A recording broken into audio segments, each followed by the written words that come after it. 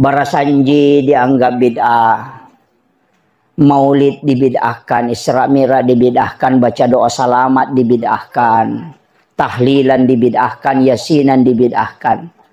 Saya itu Pak simpel sekali, tidak punya neko-neko kalau dalam beragama. Saya itu takzim kepada ulama-ulama kita, dan saya ikut guru ta Kiai Abdul Rahman Ambodale, guru ta Kiai Abdul Muin Yusuf. Saya ikut ke ulama situ. Kenapa? Karena jelas sanadnya.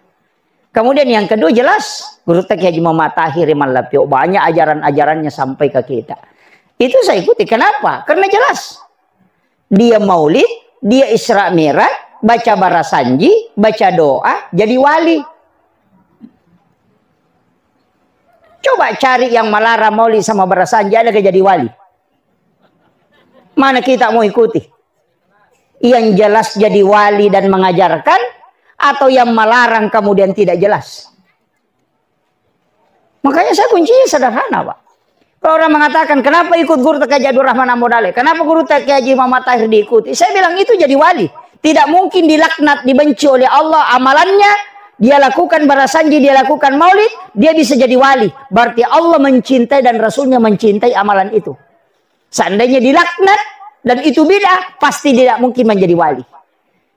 Mau jadi wali, selesai.